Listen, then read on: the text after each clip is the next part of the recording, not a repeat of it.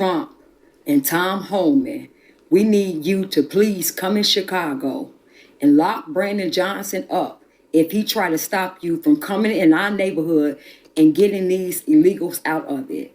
We, the Chicago citizens, and we, the American citizens, want this. We welcome you. Please come to Chicago and make an example out of Brandon Johnson if he tries to stop you from coming in and getting these illegal aliens out of our neighborhood. A few moments later. Reporters are Tom Homan came with a message for the mayor. If he impedes us, if he knowingly harbors, conceals an illegal alien, I will prosecute. Yes.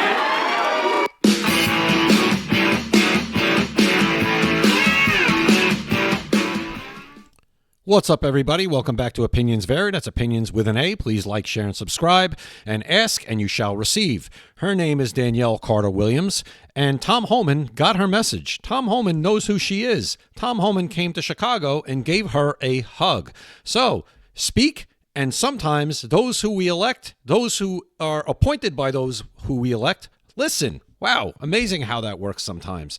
So, we're going to hear from New York City Mayor Eric Adams, who wants Tom Homan's help, unlike the mayor of Chicago, Brandon Johnson, who just might be made an example of. Mayor Eric Adams has changed his tune. Mayor Eric Adams is under indictment. Does that have anything to do with him changing his tune? Maybe. Does the fact that about 54% of the people of New York want mass deportations at this point? Maybe. Could be a lot of things, but at least Eric Adams has the common sense at this point to change his tune and to welcome the help of Tom Homan and Donald Trump to try and clean up the mess that is now New York City due to its sanctuary status. So we're also going to hear from John Kennedy, the senator from Louisiana, on a Fox News interview about a Senate hearing yesterday, which was called by the Democrat-controlled Senate, so there were Democrat witnesses, and we could just imagine how that went, but we'll get into that a little bit too. Without any further ado, let's go.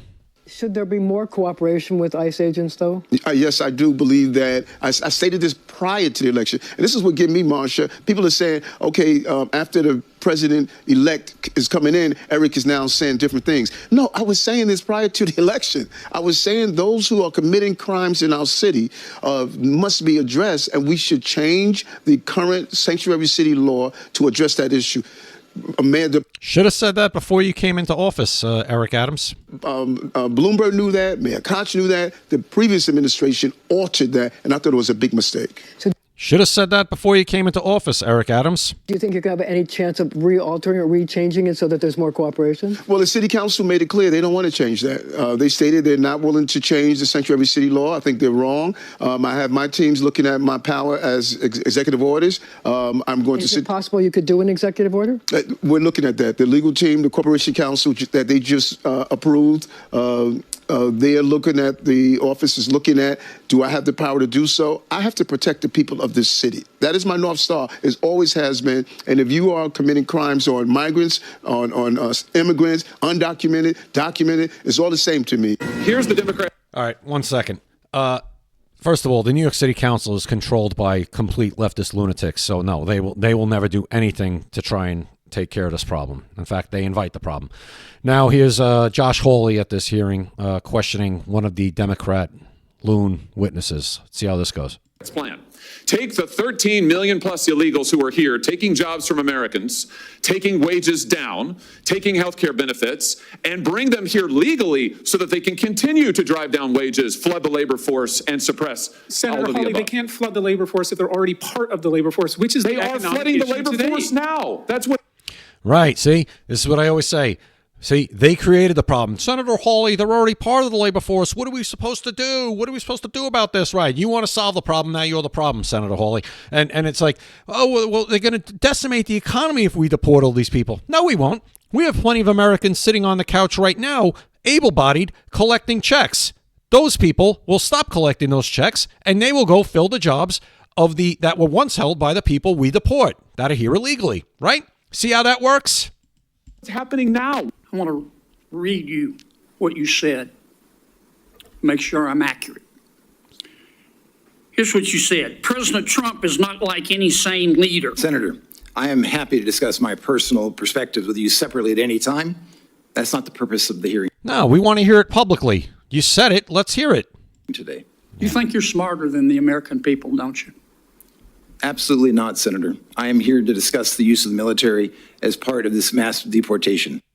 A Senate hearing on President-elect Trump's plan to deport millions of illegal immigrants turned heated yesterday. My next guest was there, Senator John Kennedy, Republican of Louisiana. And sir, the New York Times this morning has this headline: recent immigration surge has been largest in U.S. history. Under President Biden, more than 2 million immigrants per year have entered, government data shows. And if you read into the article, it says it's the most since something in the 1800s.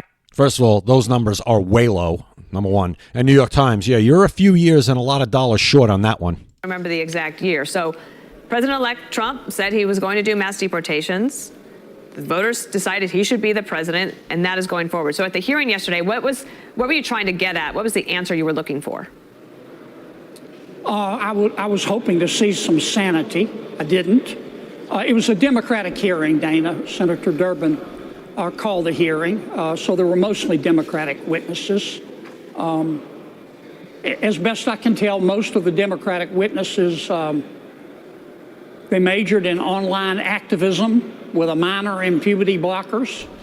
They were all from the moonbeam wing of the Democratic Party. They all believe in open borders. They all believe that vetting people at the border is racist. Most Americans don't. And they all see allowing people to come into our country illegally and stay through a political lens. They think that it will mean more votes for them. It's a very cynical way to run government. That's what it comes down to. More votes. Votes forever. Especially as they see that they're losing traction with Hispanics and blacks. This becomes even more vital for the Democrats now. They need a new voting bloc. And this is how they see that they're going to get it. What was the issue in regards to what the General Manor was talking about in terms of utilizing the military? Was Senator Durbin basically putting the witness there to say that that should not happen? Yeah, well, the scenario that Senator Durbin is trying to promote is that President Trump is going to call out all of our troops, including bringing troops from overseas, and implement on day one a mass deportation. It's a huge overstatement. It's a lie. Now, President Trump is going to enforce the law, and the law says very clearly that illegal immigration is illegal. Duh. And he's going to enforce the law, and I think most Americans want him to. I'm going to read it to you real quick, ladies and gentlemen. And here it is. Article 4, Section 4 of the United States Constitution. The United States shall guarantee to every state in this union a republican form of government and shall protect each of them against invasion and on application of the legislature or of the executive, when the legislature cannot be convened, against domestic violence. Let's read that again. Protect each of them against invasion. So, that hasn't happened in the past 4 years, right? I've been saying that these people, Mayorkas, Biden, Harris, they should be tried for treason, for intentionally violating Article 4, Section 4 of the United States Constitution. It'll never happen because we don't have one politician, other than maybe Trump, who has the stomach to even utter those words. Let's go on. But these activists, they just don't believe in having a border. They just don't. They think that you're a racist if you believe in enforcing the border laws. Victims also got to say yesterday, Patty Morin is the mother of the late Rachel Morin, who was killed by an illegal immigrant. Watch her here. I think deportation is necessary. The American people should not feel afraid to live in their own homes. You should put American citizens first. We are the ones that pay your paycheck. We are the ones that pay taxes. So you heard her, and your heart goes out to her and her family and the other families who've lost loved ones who have been killed by people who shouldn't have been here in the first place. How those people sit there and restrain themselves is, I don't know. I couldn't imagine. And people have been talking lately about, political violence. And you see this lunatic who shot the CEO of United Healthcare in the back, and he's being praised. And I completely and utterly think it's disgusting. you should never, violence isn't the answer when it comes to stuff like this. But if anybody has the right, though, to be violent, it would be that woman right there. But she doesn't. She's trying to get it done the right way through the process of legislation, through the law. So maybe everybody should look to someone like her as an example of how you handle your political grievances and your differences. And she has one of the biggest of all. You can't get any bigger than her. You can't get a grievance bigger than the one she has, can you? I don't think so. So let me know what you guys think in the comments about all this. Do you think Eric Adams is doing this to maybe curry favor with Trump because he's under indictment? Or do you think he's doing it because he sees the polls and 54% of the people in New York want to see mass deportations? Is it a little bit of both?